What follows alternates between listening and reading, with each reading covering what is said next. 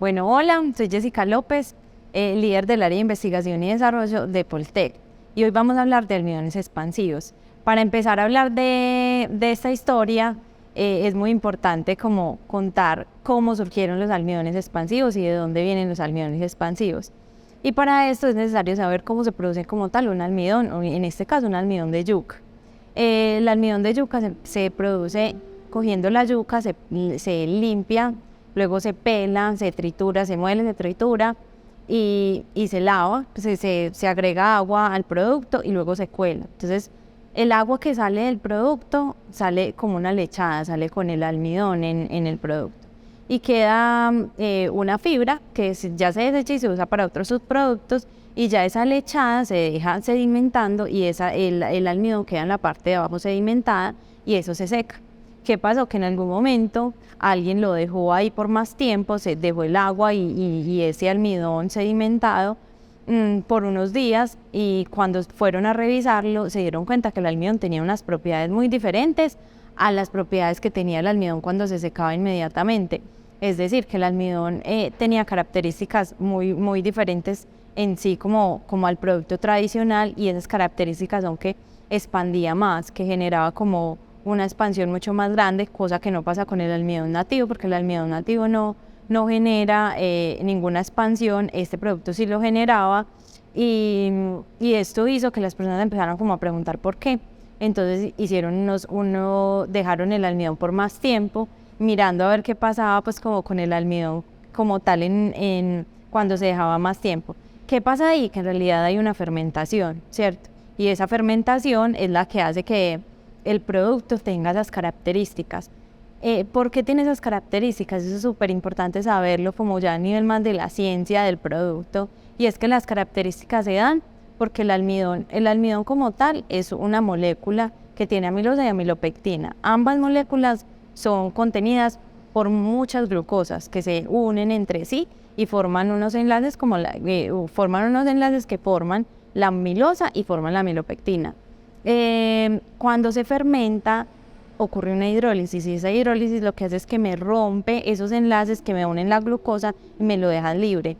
Unos no se rompen, unos quedan iguales, quedan la molécula de amilosa y amilopectina, y los otros se rompen. Y adicional, con el agua que está ahí, eso genera unos enlaces de hidrógeno que permiten que yo forme una red tridimensional, muy parecida a la red tridimensional del gluten, que lo que hace es que me contenga todo el vapor en la molécula como tal. Entonces me forma una red tridimensional entre esas tres cosas que son básicamente la glucosa que se obtiene de la hidrólisis o de la fermentación que se hace en ese proceso, la molécula como tal del almidón que contiene la amilosa amilopectina, y los enlaces de hidrógeno. Esas tres cositas me forman una red tridimensional, y esa red tridimensional hace que yo pueda tener un producto que me expanda.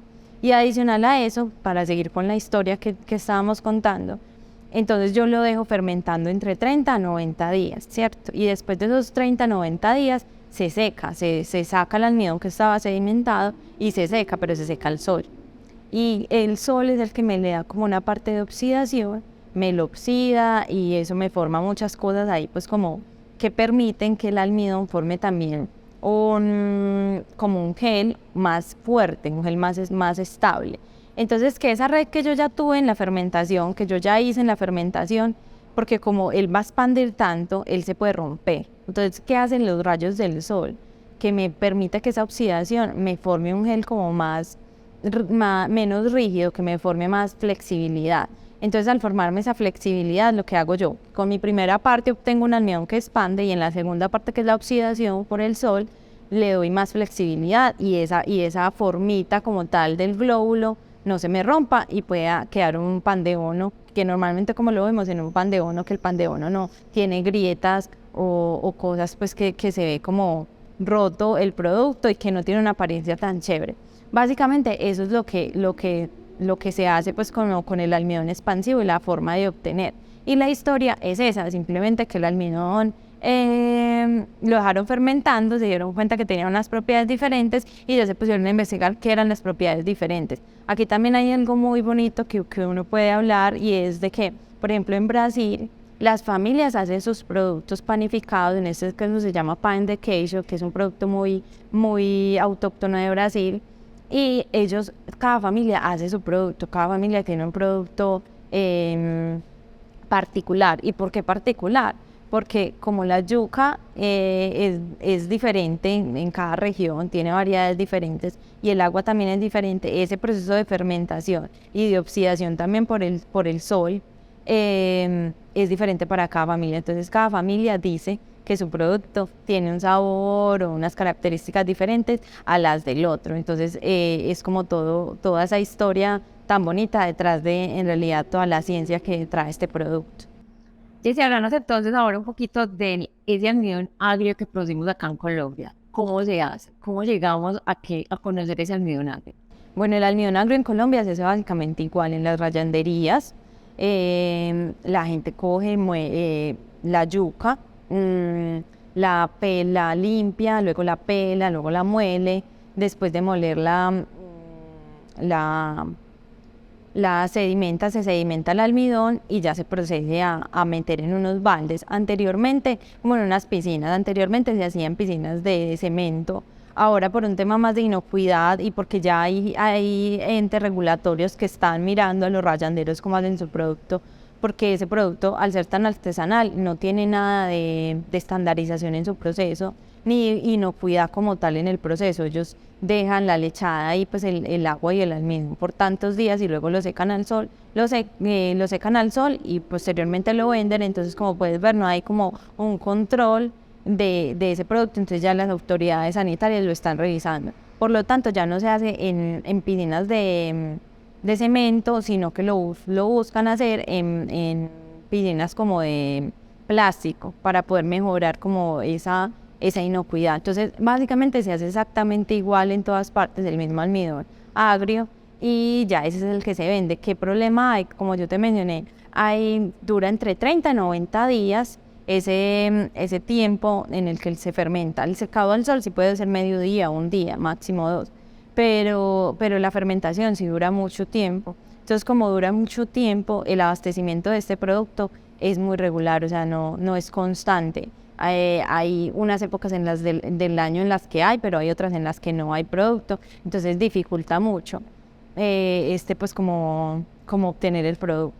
Tú mencionabas algo ahorita, eran cerca del sol, que es importante en ese proceso de la realización del almidón agrio, ¿cierto? Por ejemplo, el año pasado, en el 2022, que hubo tanta lluvia en Colombia, ¿eso afectó de alguna manera el suministro?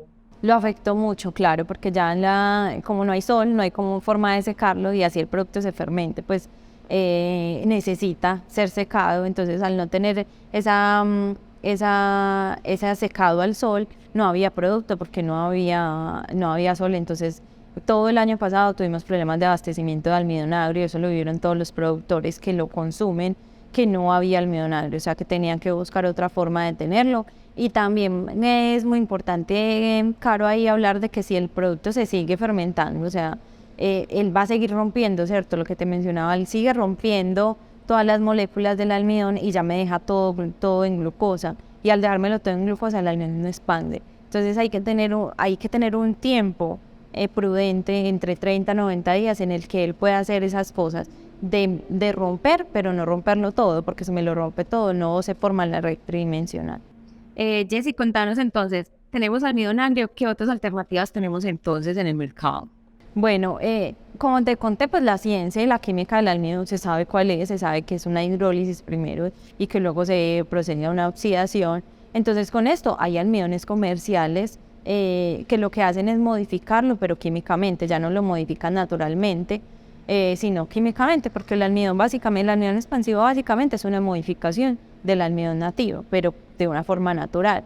Ya la ciencia lo que hace es como buscar la forma de entender cómo se hace esa forma natural y acelerar el proceso. Pero ¿qué pasa? Que hay muchos almidones que son comerciales, pero son importados. Entonces en esa importación también se ve afectado el productor porque no tiene abastecimiento todo el año. Entonces en Poltec, ¿qué hicimos? Llevamos ya mucho tiempo investigando esa ciencia detrás del almidón, viendo qué pasa con esa fermentación, qué es lo que se produce, luego el sol, qué es lo que hace. Y ya desde la ciencia, desde la química, entendiendo todo ese proceso, lo que hacemos es ir al laboratorio a hacer modificaciones químicamente y buscar que ese tiempo se reduzca y que el producto siempre salga igual, que es algo que también afecta mucho pues a los productores, y es que como eso es tan variable, porque puede que dure 30, puede que dure 60, puede que dure 90,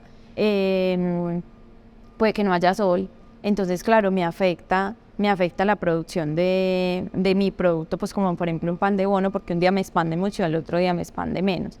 Entonces, ¿qué dice Polten? Vamos a tener un producto que tenga esas mismas características y mejores, y que adicional a eso sea estándar todo el año, que no necesitamos esperar 90 días o que no necesitemos esperar el sol para poderlo obtener, sino que todo el año el productor lo pueda abastecer. Porque muy importante es esto, Caro, porque los productores los productores de rosquitas, de snack, usan el almidón expansivo. Y ahí es muy importante tener un almidón estándar, porque necesitamos que siempre, siempre el producto nos salga igual. Que conserve la misma fórmula. Ya que estuviste mencionando Poltec, ¿cuál fue el mayor reto que tuvo Poltec para sacar este desarrollo del almidón expansivo? Bueno, el mayor reto de Poltec en realidad fue entender la química del producto y llevarla a la realidad, ¿cierto? Escalarla, hacer ese escalonamiento a nivel industrial y obtener un producto que expanda, porque nosotros sí teníamos productos y pues en todo este tiempo de desarrollo que llevábamos obteníamos productos que expandían, pero que no expandían tanto, o que a la hora de expandir, expandían ya muchísimo y nos rompía el producto, o sea, nos formaban grietas. Entonces, claro, no es tan positivo, no es tan bueno, porque una expansión tan alta también me genera como unos glóbulos muy grandes, que tú te comes el pan de bono y te queda como el aire pues adentro. Eso tampoco es tan bonito para un pan de bono. Entonces, yo creo que los retos más son desde la química y entender. Otro reto muy grande fue el de la yuca, cómo hacer ese producto desde la yuca, porque en realidad lo estamos haciendo es desde la yuca, impactando el campo colombiano, no desde el almidón nativo. Entonces, retos básicamente son tres. El primero es saber la ciencia detrás de esos almidones fermentados, hidrolizados y oxidados, ¿cierto? Entender cuál es esa química detrás. El segundo reto es que el producto expanda, y que expanda bien, o sea, que no me expanda ni mucho ni muy poquito, y que no me formen grietas, y que no, o sea, que el producto sea un muy buen producto para el consumidor final y obviamente para el productor que produce sus snacks o que produce sus panes, lo que sea que él produzca. Y el tercero, que ese producto sea posible desde la yuca. O sea, que no tengamos que importar el almidón nativo para hacer nuestro almidón expansivo, sino que lo podamos hacer desde Chinú, de una de nuestras plantas que está en Chinú, y que sea desde la yuca. En tema de almidones, Jessy, ¿cómo debe ser el Ferrari de los almidones expansivos? Bueno, el Ferrari de los almidones expansivos debe ser que expanda, que el almidón expanda, que se mantenga la expansión. Ese es el segundo tema, o sea, que aparte de que me expanda, que a la media hora el producto ya no me soporte ese vapor de agua, que yo te cuento, o sea, que el producto sea tan bueno que él logre mantener esa red tridimensional y me la sostenga. ¿Para qué? Para que tu producto lo compres y te lo puedas consumir en unas horas después y el producto siga igual. Y como tercero, que sea estándar, claro, o sea, que el producto siempre sea igual, que no me cambie por la temporada del año, por la variedad de yuca, por los productores, sino que el producto siempre sea igual. Entonces yo creo que lo más importante son esas tres cosas: que él expanda, que mantenga la expansión, o sea, que tenga la vida útil del producto, y que adicional sea un producto que no varíe en el tiempo. ¿Y cómo es el tema del suministro de nuestro almidón?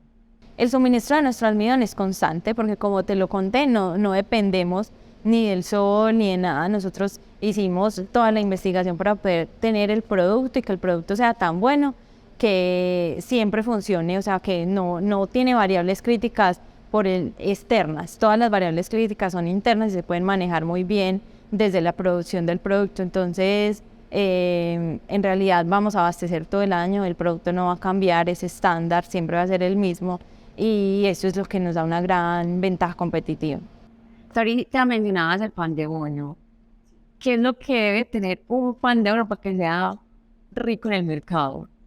Bueno, un pan de bono debe ser esponjoso, debe ser muy esponjoso, debe mantener su forma en el tiempo, y, y también que tenga como ese, cuando tú lo muerdes, tengas elasticidad para poder que sientas, eso lo da mucho el queso también, pero que tú sientas como esa mordida deliciosa del pan de bono y que no se ponga duro, porque un pan de bono duro pues no se lo come nadie o no es tan agradable al paladar, entonces el pan de bono debe ser esponjoso, que no se ponga duro y que le dure pues esa estabilidad en el tiempo. Y sí, entonces, ¿cuáles son esos 3 productos top en los que el almidón expansivo es supremamente importante? O sea, que si no usamos el almidón expansivo en este producto, o sea, cero y se cae. En el pan de bono, en el pan de yuca también, en el buñuelo, yo creería que, aunque hay más, por ejemplo, las rosquitas también necesitan almidón expansivo, si no, no funciona.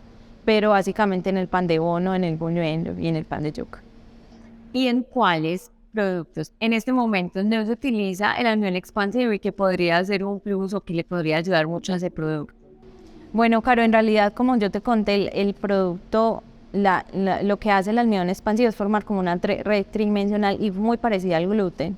Entonces, si bien la gente no lo conoce mucho y no se habla mucho del tema, siempre se cree que es como para los amasijos colombianos que se usa el almidón expansivo y más por su tradición, pero el almidón expansivo puede ser usado para panes, para galletas, para para tortas, para productos de panificación. ¿Cómo? Cuando usted necesita gluten, no adicionarle gluten, sino hacer un producto gluten free y con el almidón expansivo darle esas propiedades que el gluten le da a su producto y abrir pues como el portafolio que tenga en ese momento. O sea, yo puedo hacer el mismo pan, pero ya no va a tener gluten, sino que lo voy a hacer con este almidón, con una parte, obviamente hay que entrar al formulario y hacer muchas cosas, pero lo voy a hacer con este almidón y puedo obtener un producto sin gluten y que abarque pues como esas propiedades que el gluten me da, porque el gluten es muy importante por esa formación de gel, por esa formación de obtener el gas y todo lo demás. Listo. Yo sé que en el mercado hay otras alternativas de almidón industrial. ¿Qué hace que el almidón de Puertec sea el ganador? O sea, que nuestro almidón sea ganador en ese aspecto. Yo creo que una de las partes más importantes que hace al almidón ganador, al almidón de Poltec ganador, es que lo producimos aquí mismo en Colombia, que lo producimos desde Chinón, desde los campesinos, que se produce acá mismo, que tenemos el abastecimiento constante del producto, o sea que el producto es constante y que lo más importante de esto es que expande muy bien. O sea, cuando nosotros miramos las características del producto nos quedamos asombrados porque el producto expande mucho mejor y tiene características sensoriales que le dan un toque como un plus que no lo tienen los almidones comerciales, y es que él no genera unos sabores residuales fuertes, pero tiene un sabor a los productos autóctonos, al almidón agrio.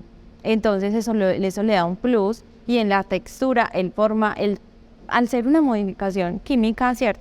Y estandarizada, todos los glóbulos que él forma prácticamente son del mismo tamaño. Entonces hace que el producto sea como más bonito a la vista, o sea que el pan de bono cuando tú lo partes, los circulitos que tiene, que son los que obtienen el vapor de agua, sean muy similares, esos glóbulos sean muy iguales, no sean como unos grandes y otros pequeños, unos grandes y otros pequeños, no, sino que sean todos iguales, y eso le genera una textura al producto muy uniforme y muy buena, que en los almidones comerciales químicos también no lo tienen, que son comerciales y lo harán de una manera química, con una modificación química también, pero no tienen esa ventaja de que los glóbulos sean los mismos, de que el producto se sienta con esa textura en boca tan positiva, sino que es como más rústico. Perfecto. Jessy, entonces, el top 3 de los beneficios de nuestro almidón son estandarización. Estandarización, sí. O sea, el top 3 de nuestro producto es la expansión, que es una expansión muy alta. La textura, porque la textura es extremadamente buena, o sea, la textura, los glóbulos son muy parecidos, una uniformidad en los glóbulos que me permite una sensación en boca mucho mejor. Y por último, el abastecimiento y la estandarización constante. Perfecto, Jess, no, tengo gracias.